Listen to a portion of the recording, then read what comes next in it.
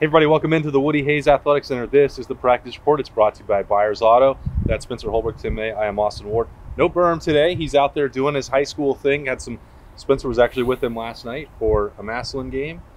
Saw Sonny Styles, and Berm is continuing that road trip as this first weekend of football picks up. But that's distracting from the point here at Ohio State, which is that Ryan Day called a press conference on Saturday after Friday's scrimmage to officially announce his starting quarterback. Surprise, it's C.J. Stroud. Yeah, I was going to say, he should have also said the sun is hot.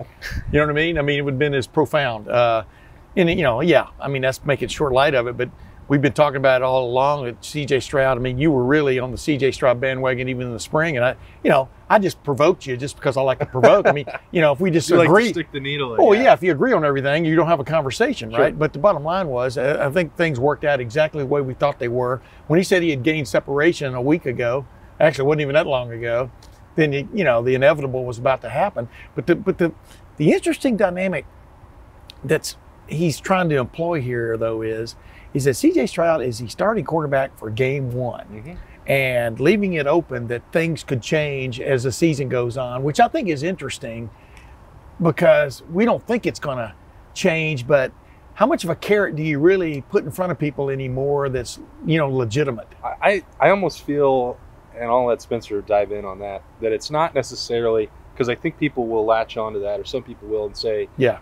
he might be quick to pull the leash back and make a change. I don't think it's about the competition is ongoing and this was just a August gesture. Yeah. I think it's a dose of reality that guys get hurt, that you have to continue to prepare. Yeah. You're going to need a backup quarterback to continue to compete. You see Jack Miller back there behind us in the facility, throwing it around on a Saturday. They have to continue that part. It's, as Ryan Day said, development for them. But I think I would caution to anybody, this doesn't mean they're going to reevaluate the position after the Minnesota game and go into Oregon, and it could be something different. I think that Ryan Day, they made this decision, whether purposefully, they took their time, did their due diligence, and now you go through this. But the other guy, it's more that they have to keep working, not that this is subject to change. Yeah. It almost feels like deja vu all over again, because 2 years ago we heard Ryan Day say Justin Fields was going to be the starter for week one against Florida Atlantic. Exactly.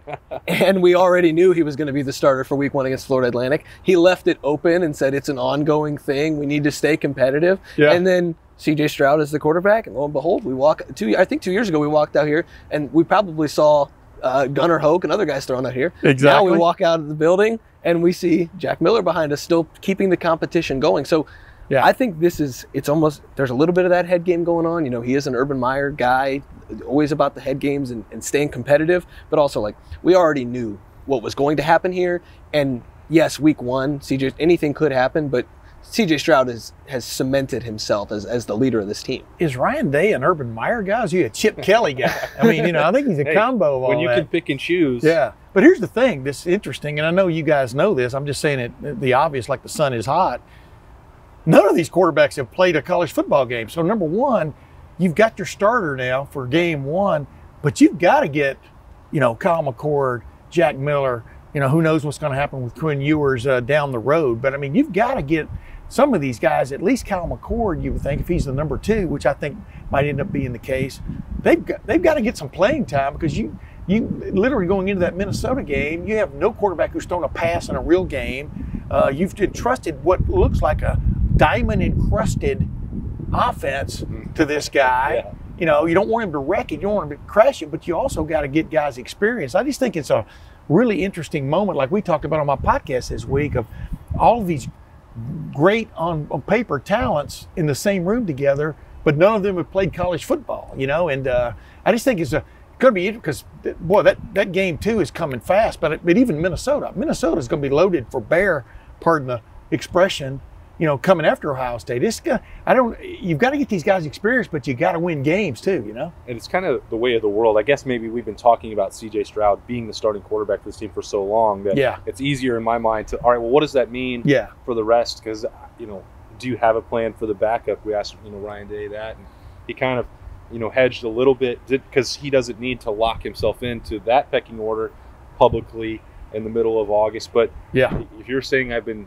strong about my predictions going back to the spring, I'll make another one right now. if they played Minnesota today, the backup quarterback would be Kyle McCord. If they're playing on September 2nd, which they are, I believe that the backup in a meaningful situation will be Kyle McCord. And just to go one step further, you referenced Quinn Ewers, just to get this out of the way. He's unavailable with a physical situation, not an eligibility. That first week of campus for him on campus and practice was short-lived, just a couple days, and now on the unavailable list until next week they might get him back. So and it's not academics and it's not an injury, we understand. And in today's world, you can draw your own conclusions about what might let somebody come back for a week. That's all unconfirmed, and we don't talk about those private injury situations, or Ohio State doesn't, and we won't in this case either. So that's also a reminder that for anybody who's been hoping that what I've said about Quinn Ewers is wrong and that he can play early in the season, he's basically going to have 2 practices before the Minnesota game. It's going to be extremely difficult for him, uphill battle. But that'll alleviate all this. That competition, as Ryan Day says, Spencer, is about development. But C.J. Stroud is the guy, and then it'll be about Kyle McCord and Jack Miller trying to separate themselves if they can as training camp ends and game mode begins for Minnesota. Yeah, I think it's really interesting. It was brought up to Ryan Day today about Garrett Wilson's comments about what C.J. Stroud brings to this offense, the touch, the accuracy, the way he drops the deep ball in.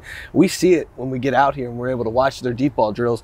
C.J. Stroud just has a touch on the ball that I don't think really anybody, even a 60-yarder, anybody truly knows about yet. I mean, even us, we've seen it in practices before, but like if these guys, Garrett Wilson's caught passes from Justin Fields and Justin Fields exclusively through 2 seasons. And for him to come out and talk about the touch that C.J. Stroud can put on the ball, that's got to light your eyes up if you're an Ohio State fan and just feel that excitement that's around that. After that, though, I don't think when you talk about passing-wise, if Kyle McCord is a backup, this offense doesn't really lose a lot from that passing touch because what we've seen out of Kyle McCord shows us that he can be with anybody when it comes to throwing the ball. I think C.J. Stroud gives this offense something that it needs, that mobility, that escapability. I think he's going to be craftier. I think he'll surprise some people with the way he's crafty like Justin Fields was. Me personally, just as somebody who's an outside observer, I'm excited to see what he can do because we truly don't know a lot. He's a late bloomer, a guy who at the Elite 11 surprised everybody, and then from there, the rest is history, I guess. I'm excited to see what he can do. I've been covering Ohio State for a long time. This is the first quarterback, I think, in Ohio State history who's from Rancho Cucamonga, California. He'll be throwing. I wonder if he's the first big-time quarterback from Rancho I don't know. I didn't do that research yet. But the bottom line is he does bring a lot. The thing about, though, we're talking about Garrett Wilson, that interview he did with Big Ten Network. I mean, he talked glowingly about the other 3 guys, too, in some respects, the thing jumps out to me about him naming CJ the starting quarterback is, in my mind, you start envisioning what's the offense going to look like. I don't think it's going to look very much different. I even asked him about it, but it's not going to very much different than it did the last 2 years with Justin Fields, right, which I think is really interesting in this because C.J. Stroud is probably he is the closest to Justin Fields of the 4, and I think that is a good harbinger for Ohio State, and because it looks like this offensive juggernaut is going to continue, barring injury, etc. Now he does not run a 4.340. No, but he is really smooth. And I think to your point about the offense not changing that much is what was the conversation about Justin Fields? Why doesn't he run more? As fast as he is? Why is that zone read game not more part of the Ohio State offense? Well, Justin Fields wanted to be a quarterback, so C.J. Stroud wants to be a quarterback too. Now he can run more than he might get credit for, but Ohio State has not been built around quarterback power and that for a long time. Think about the 2 runningest quarterbacks we've seen, Braxton Miller and J.T. Barrett, because they were both really good at it. Braxton more of just running. J.T. Barrett more of running the zone read and just picking his spot and going and getting 8-10 yards. I mean, which was or 1 yard that was really important one time. Was it like this? Yeah. But the bottom line, C.J. Stroud is I want to throw the football first, just like Justin Fields was. And with this offense, with these running backs, I mean, I'm as curious about how they're going to deal with the running back situation as I am the quarterback deal, because why waste C.J. Stroud running the ball when you've got these wide receivers? I mean, and Jeremy Ruckert and group. So I'm sorry, go ahead though, Spencer. I mean, I think this was almost a perfect guy to put in that spot. He's going to run when he has to. It's almost interesting. The parallels to Justin Fields and CJ Stroud, when you really look at the way they play the game, is kind of interesting because Justin didn't want to run. Like, I don't think he wanted to run as much as he even did. I think he even hated people talking about how fast he was and what a good runner he was because he wanted to be where he is right now. Yeah, the only reason he wanted to be a big-time NFL quarterback. The 4.3 speed that got out to the media during his college career and the high school tape where he was just so much better than everybody kind of skewed the way we thought of him originally. He is a pro-style pocket passer. And then you look at CJ Stroud, who coming out of high school, these recruiting people know what they're talking about. CJ Stroud was a pro-style passer by name coming out of high school. That's not going to change. Just watch the video. That's all I got to say. Just because he goes into an Ohio State offense that is a decade ago and a half decade ago ran the quarterback a lot. Like Ryan Day, that's not Ryan Day's offense. It just simply isn't. And so I think it's really interesting. Well, wait a minute. Listen. Urban Meyer's default play call was quarterback. Absolutely. We all know that. That is not Ryan Day's default play call. Quarterback power is gone. Go ahead, though, man. Yeah, and so I just think when you look at the way this offense wants to run the ball, it doesn't want to use the quarterback. It wants to use its running game. And the 5 running backs, the 4 running backs, however many they have on this roster. Get the big guys out front and let them go. Let those guys run. And let C.J. Stroud almost let C.J. cook. I mean, he let him stand back in the pocket and show everybody what he's got. Because when you did that with Justin Fields, you almost won a national title. Yeah, Justin Fields and Chicago Bears finding out pretty quickly that he is a pro-style passer. We'll see if he gets that opportunity for week 1 there. We know that C.J. Stroud is getting one with the Ohio State Buckeyes at Minnesota on September 2nd. It's coming up, boys. Less than 2 weeks to go. Spencer Holbrook, Tim May. I am Austin Ward. This has been the Practice Report. It's brought to you by Byers Auto. The Buckeyes have a starting quarterback. We've got full coverage of that and everything else related to Ohio State at lettermenrow.com.